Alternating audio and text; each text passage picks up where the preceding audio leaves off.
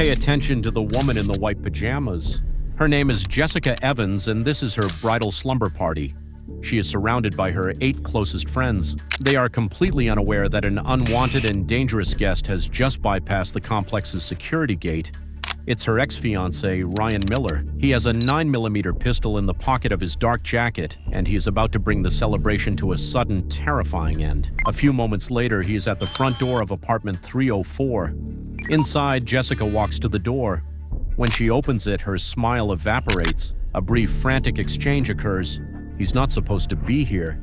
He grabs her by the wrist. "We're leaving," he hisses. A minute later, the man in the dark jacket, seen clearly in the footage, is marching Jessica toward a silver Mazda CX-9 parked in a fire lane. He shoves her into the passenger seat, gets in, and the vehicle speeds out of the parking lot, leaving behind a party for a bride who was already gone. Inside apartment 304, the party continued for exactly 10 minutes. Music played, and the remaining friends discussed where to put the pizza, which had not yet arrived. At 11:10 p.m., the actual pizza delivery driver buzzed the apartment. Jessica's maid of honor, Sarah, went to the door with cash, only to find the driver confused. "The order was already paid for," he said. Sarah, puzzled, took the pizzas and called out for Jessica, assuming she had stepped onto the balcony. There was no response. She called again, louder this time. Another friend noticed her worried tone and turned the music down. The sudden quiet felt heavy, wrong. Sarah walked to the doorway and peered into the empty, brightly lit hall. She checked Jessica's bedroom and the guest bathroom. Both were empty. Then came the discovery that shifted confusion into raw, primal fear. On the granite kitchen island, next to a half-empty bottle of champagne and party favors, lay Jessica's essential items. Her smartphone was there, face up. Her clutch, containing her wallet and ID, was beside it. Her car keys were on top of the clutch. These were the items a person does not leave behind voluntarily. The first 911 call was logged at 11:15 p.m., with Sarah's voice cracking as she reported her best friend missing from her own bridal party. The dispatcher processed the call as a high-priority welfare check. While the guests waited for the police, another call was made to Jessica's fiancé, Mark Cohen. He was at his own bachelor party in downtown Denver, but left immediately. He arrived at the apartment complex within 20 minutes, just as the first Denver police patrol car was pulling in. Responding officers entered apartment 304 and found a group of 8 visibly traumatized witnesses, their festive red pajamas a surreal contrast to the atmosphere of controlled panic. The officers separated the women and began taking preliminary statements. They confirmed the items left on the counter: phone, wallet, keys.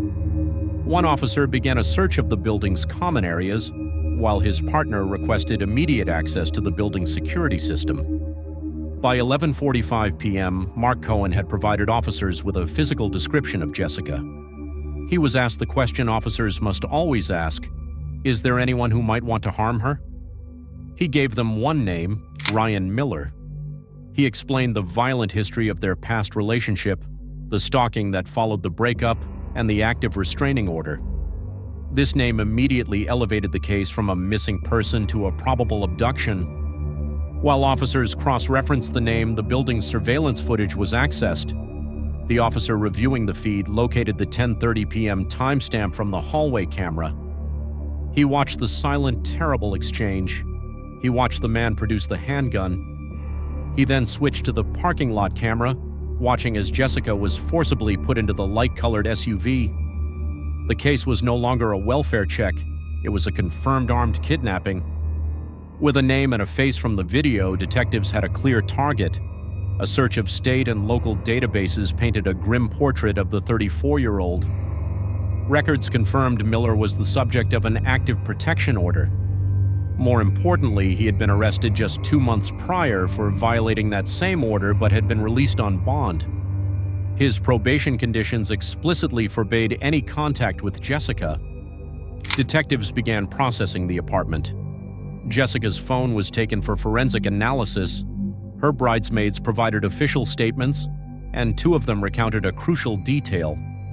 Jessica had been receiving unsettling direct messages on Instagram from an unknown account for the past month. The messages were vague but menacing, referencing making the biggest mistake of her life. She had blocked the account, dismissing it as Miller being pathetic. A separate team began a rapid digital investigation.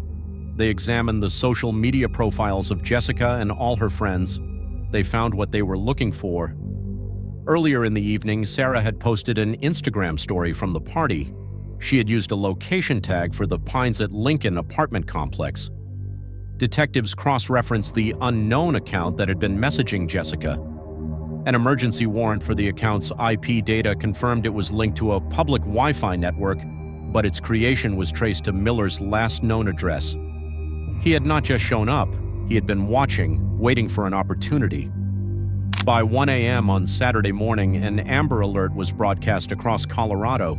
It named Ryan Miller as the armed suspect in a kidnapping and included the license plate and description of his 2018 silver Mazda CX-9. The alert specified that the victim, Jessica Evans, was with him and that Miller should be considered armed and extremely dangerous. Detectives at the Denver police station began the urgent task of tracking the vehicle. Using the city's network of traffic cameras and license plate readers, LPRS, they got their first hit. At 11:45 p.m., just 30 minutes after the abduction, Miller's CX-9 was captured on a camera heading south on US 285. This was a critical and terrible piece of information. US 285 is a primary artery leading out of the metropolitan area, climbing directly into the remote mountainous wilderness of the Pike National Forest. As the car traveled southwest, it passed Conifer, the last major suburb. Beyond that, the integrated camera network effectively ended. Investigators had to rely on individual private surveillance systems. They began contacting businesses along the highway. A breakthrough came from a 24-hour gas station and convenience store in the small, isolated mountain town of Bailey. At 12:35 a.m., the station's high-definition camera recorded the CX-9 pulling up to a pump. The footage was chillingly clear. Ryan Miller exited the driver's seat, the dark handgun visibly tucked into his waistband. He paid in cash at the pump and began to fuel the car. The camera angle also covered the passenger side. Jessica Evans was visible in the seat. She was still wearing her white pajamas and the small, sparkling bride tiara. She did not move. She did not exit the vehicle. She sat perfectly still, staring forward as Miller finished, got back in the car and pulled away, continuing south on US 285, disappearing into the total darkness of the high-altitude forest. The gas station footage from Bailey was the last verifiable sighting of Jessica Evans. Beyond that point, US 285 enters the Pike National Forest, a vast and rugged expanse of over 1 million acres. The search operation, coordinated by the Park and Jefferson County Sheriff's offices, shifted to this remote wilderness. Search teams, including canine units and air support, began methodically working the areas accessible from the highway, focusing on campgrounds, trailheads, and unpaved Forest Service roads. The terrain was difficult, characterized by dense pine forest, steep canyons, and inconsistent cellular service. For 2 days, the search yielded nothing. Saturday and Sunday passed with no new leads. The Amber Alert remained active, but the vehicle seemed to have vanished. Investigators worked on the assumption that Miller had turned off the main highway and onto one of the hundreds of dirt roads. On Monday morning, nearly 3 days after the abduction, a fly fishing guide on a routine trip noticed a vehicle partially hidden by aspen trees off an isolated trail near Kenosha Pass, miles from the main highway. The location was well outside the initial search grid. The guide ran the plates. It was Ryan Miller's Mazda. The vehicle was cold and unoccupied. Investigators were immediately dispatched. They processed the car for evidence. Inside, on the back seat, they found the small, sparkling tiara Jessica had been wearing. On the floorboard of the passenger side, they found a single spent 9mm shell casing, but no blood and no sign of a physical struggle. In the glove box, they found an empty pistol holster. The discovery of the abandoned car confirmed Miller and Jessica were on foot, but it also opened up a terrifying new possibility. They could be anywhere within hundreds of square miles of dense, unforgiving forest where nighttime temperatures were dropping below freezing. The discovery of the abandoned car triggered a massive tactical redeployment.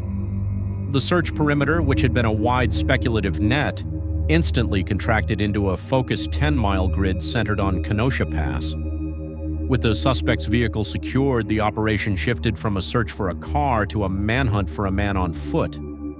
Law enforcement established a hard containment zone, blockading roads. Air support, including a helicopter with thermal imaging, began circling the dense forest. K-9 units were on the ground, working from the scent at the car. The search teams knew they were looking for an armed man and his victim. Late that afternoon, a deputy on foot patrol spotted movement 2 miles northeast of the car's location near a rocky outcrop. He identified a male subject matching Miller's description. The officers advanced, issuing commands over a loudspeaker. Ryan Miller was found sitting on the ground, his back against a boulder. He was armed with a .357 revolver. He appeared exhausted, dehydrated, and disoriented, his clothes covered in dirt. Seeing he was surrounded, he offered no resistance. He complied with commands, placed the weapon on the ground, and was taken into custody. As officers secured him, they saw he was alone. Jessica Evans was not with him. At the Park County Sheriff's substation, detectives attempted to question him. They had one urgent question: where is Jessica? Miller, now clear-headed and seated in an interrogation room, gave his only response. He invoked his right to remain silent and immediately requested an attorney. The interrogation stopped.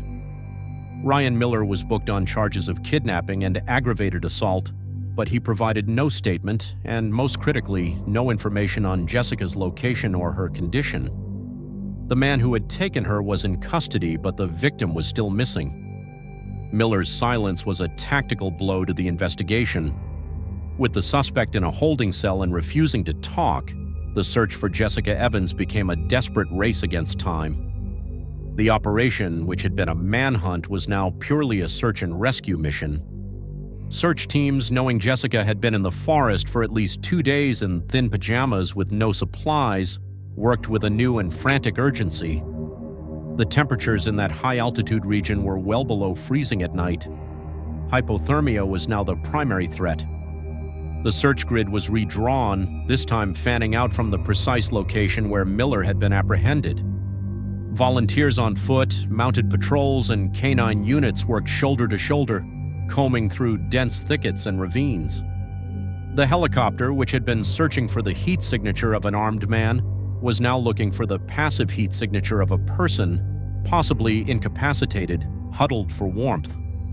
For the rest of Monday and into Tuesday morning, they found nothing. Then on Tuesday afternoon, a ground team operating nearly 4 miles from Miller's arrest site made a discovery. A K-9 unit had shown intense interest in a dense cluster of fallen logs. One of the searchers moved in to investigate and saw a patch of white fabric. It was Jessica. She was found huddled in a small hollow at the base of a log, partially concealed by branches. She was disoriented, her lips were blue, and she was shivering violently. She was alive, but just barely. Paramedics were airlifted to the remote location. They confirmed she was suffering from severe dehydration and acute hypothermia. She was conscious but unable to speak coherently. As they treated her and prepared her for extraction, one fact was clear: she was physically unharmed, with no signs of assault. She had been left in the woods alone for an unknown number of hours. The searchers had found her, but the full story was still locked away. After she was medically cleared, Jessica Evans provided investigators with a full account. She stated that Miller had contacted her repeatedly, threatening to harm her fiancé and her family if she refused to speak with him one last time. On the night of the party, he demanded she come outside, threatening to storm the party and make it a bloodbath if she did not comply. Fearing for her friends, she opened the door to reason with him, at which point he grabbed her and forced her to the car. During the long drive, he was erratic, alternating between apologies and accusations, insisting they could start over. When they reached the remote area near Kenosha Pass, he became paranoid. eventually firing his 9mm pistol out the window to show he was serious. On Sunday, he told her to walk into the woods and wait while he figured things out. She complied out of fear. He left her with nothing, no food, no water, no jacket, before walking away. He never returned. In March 2023, Ryan Miller appeared before a judge. Facing an overwhelming case, he accepted a plea agreement. He pled guilty to charges of kidnapping, aggravated assault, and unlawful imprisonment. He was sentenced to 22 years in the Colorado Department of Corrections. Jessica provided a victim impact statement, but she did not attend the sentencing. The incident's impact was permanent. The wedding, once scheduled for that year, was indefinitely postponed. In late 2022, Jessica Evans and Mark Cohen ended their engagement, citing the insurmountable emotional toll of the abduction. Soon after, Jessica sold her belongings, left her job in Denver, and relocated out of state to be closer to her family. She has not returned to Colorado.